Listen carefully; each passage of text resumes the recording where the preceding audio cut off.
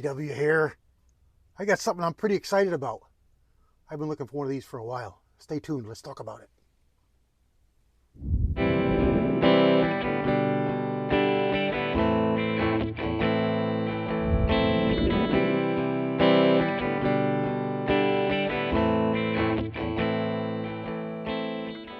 All right, you might know from the picture, but what we've got here is a Marvell's 1911-22 conversion.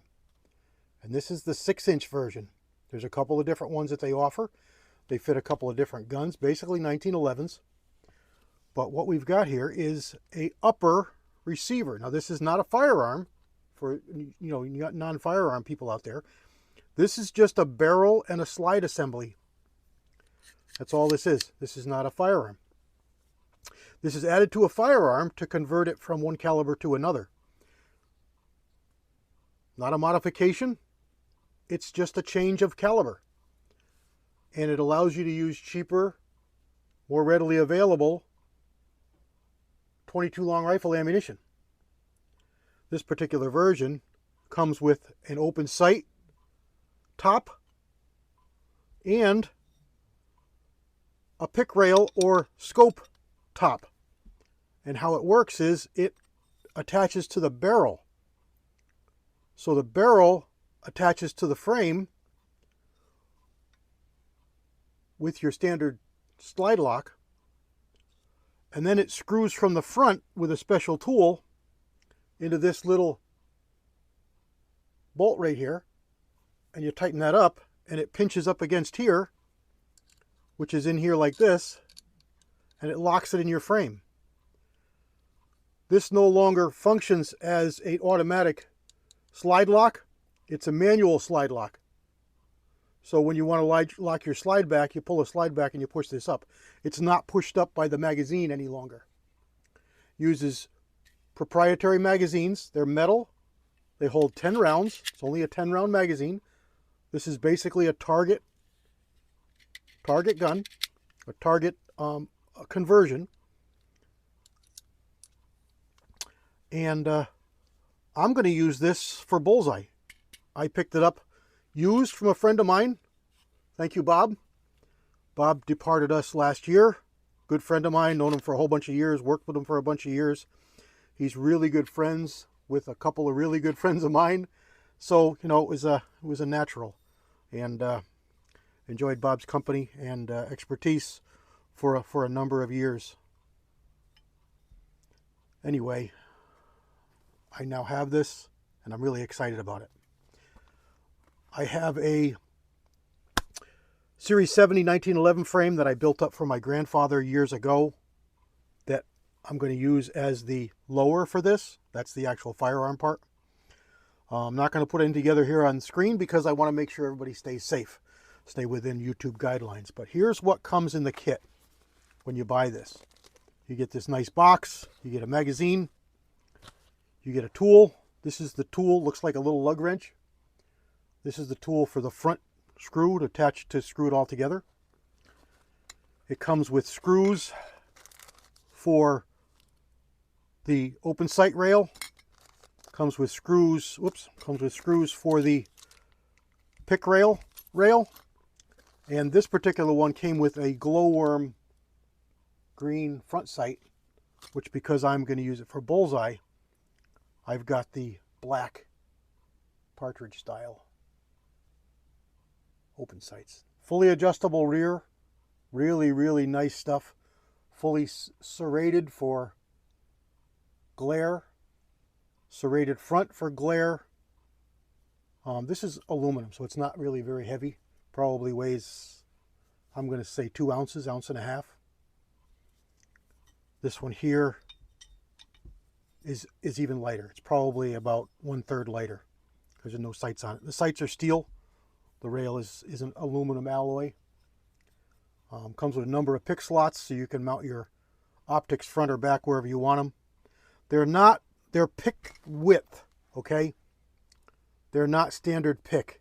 Standard pick is so far apart. It's probably, now that I look at it, it's probably double pick. And these back here might even be triple triple pick. It looks too narrow to be triple pick. But by double pick, I mean there should be another slot here, another slot here, another slot here, another slot here. So every other one for these. But this one here is wider. So not really sure what they've got here. But these through the middle here look like double pick to me. So standard Picatinny style rings are going to fit fine, as well as Weaver style with the round screw. They'll work fine too. Go right on there like that. Recoil shoulder goes in the front. I'm thinking of a couple of different dots. All transparency, I put this together last night and I tried it out for the first time. I had my Sealy dot on here. This is a green dot. I really like this. Not very expensive. Works really, really well. I've also got old school Ultra dot. These are great dots. I think they're still made. I'm not sure. But they got a really clean dot. Really nice glass. They're designed for bullseye or for shooting competitions, and they've got a really, really nice dot in them. And then I've got my old school Aimpoint 5000, which is also a really, really high quality dot. I wanted to mount it up in these rings, but for some reason I can only find one. This is an Aimpoint ring, but it's made for my Comp C single point. A Comp C is a lot like this, but it doesn't have this back portion, and it's a little bit shorter in the front. Other than that, it's about that big, as opposed to this one, which is this big. These are really, really good high quality. These haven't been made in a whole bunch of years. If you find a Aimpoint, almost any of them, the 1000s are probably the least desirable, but the 2000s are pretty good. They made a 2000 rifle and a pistol version. They made a 3000, and they made a 5000, and then they went to the current ones, the T series. So there's a really high quality, made in Sweden, really, really, really good stuff. If you find one used for a good price, pick it up. You're buying quality stuff.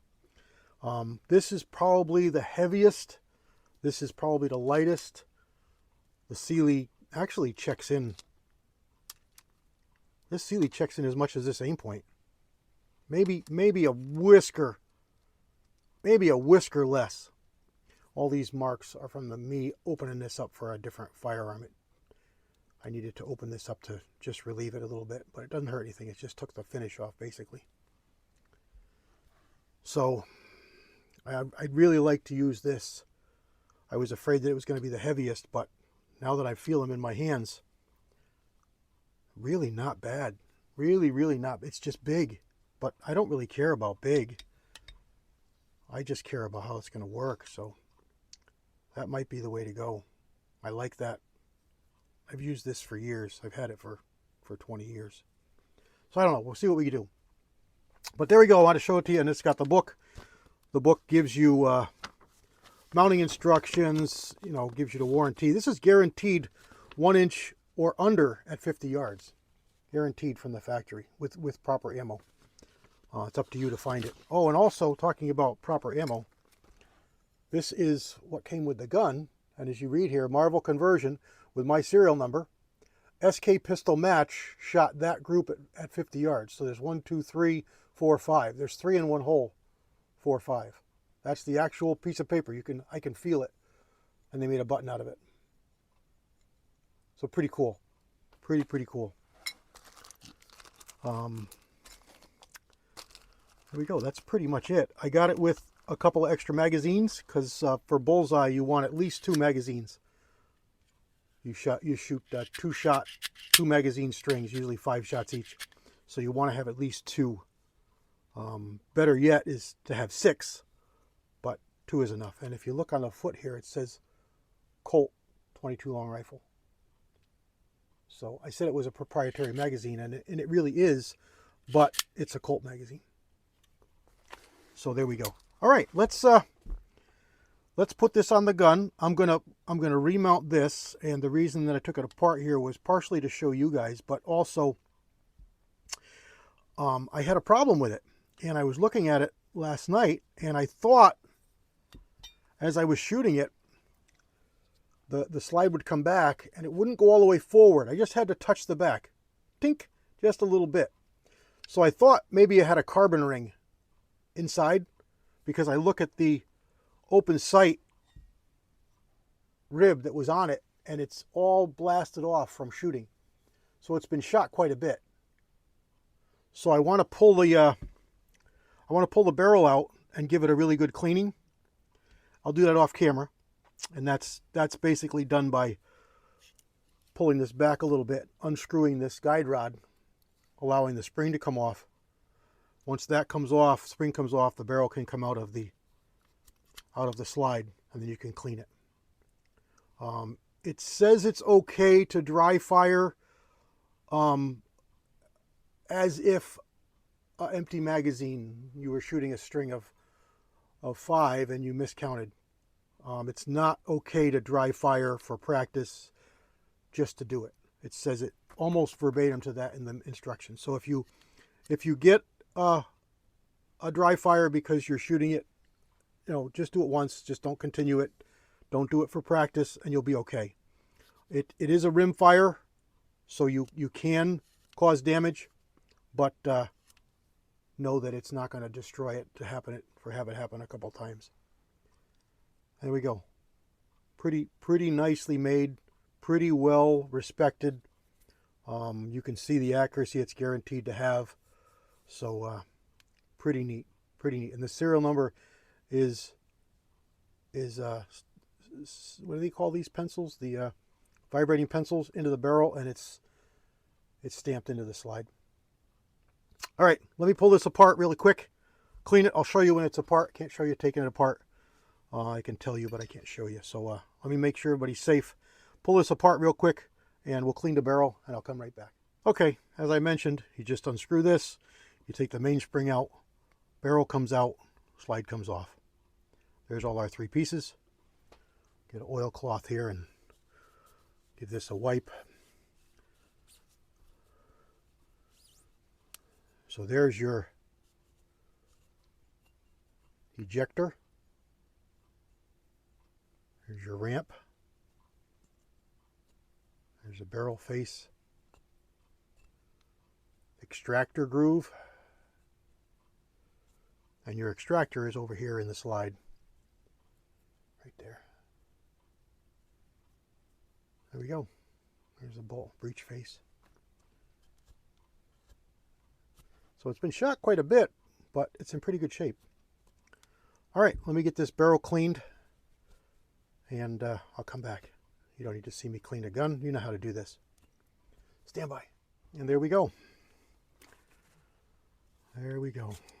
As you see here, empty magazine, empty firearm. Of course, I don't need to show you that because you're perfectly safe on the other side of your television. I'm the only guy here who could get harmed by being foolish. But of course I'm not. I have no ammunition. I just inserted the magazine to show you that the slide will not get caught back after the last round. It's the way it's designed. If you want to hold the slide back, you just push it up. When you do pull it, it does come back because you pull it all the way back and it knocks it down. If you were to just expect to do a little bit, it's not going to work. But when you pull it all the way back, it will slide forward. Do it again in frame here for you. I'm sorry, I was looking at the gun. So again, if you pull the slide all the way back, it'll close for you. And there you go. Safety works just like it's supposed to. Grip safe just like it's supposed to. Same trigger just like you're used to with your gun. When it was a 45, like all 1911s should be. There you go. This is the 6-inch version. Very, very nice. Same feel you're used to. Everything the same you're used to. All your controls. Just shooting a .22 long rifle. And the part that comes back is just the slide. So it's a lot like a Smith 41.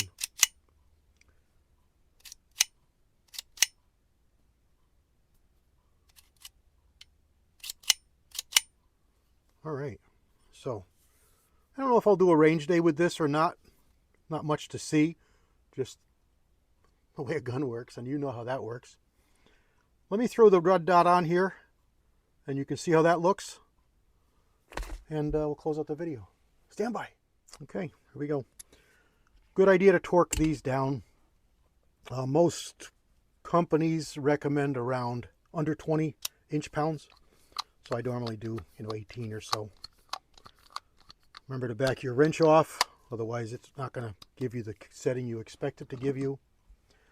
And also with these style rings, make sure these top ones, this is a clamshell style, make sure these top ones are dead loose. Dead loose, don't hold nothing. Tighten this one, the base one that attaches it to your slide, pushing it forward, because everything's going to come back. So everything, the gun's going to come back with recoil rather. So everything that's static is going to move forward. So you want to push it forward in the slot against the forward lug of your pick rail.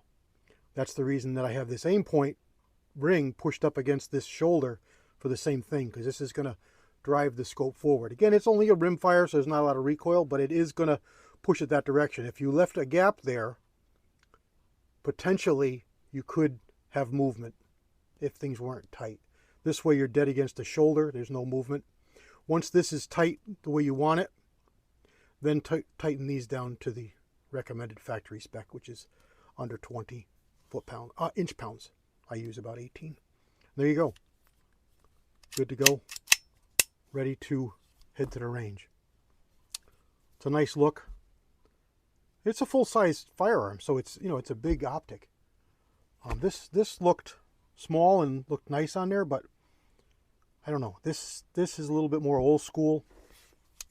I kind of like it better. It doesn't ever need to go in a holster. It's all going to be in a gun box, so it's going to be perfect. Alrighty. Now we just got to find out what ammo it likes, and then buy some more of it and have it for the summer league. All right, I'm excited about this. Really cool stuff. I don't know if you've ever heard of one.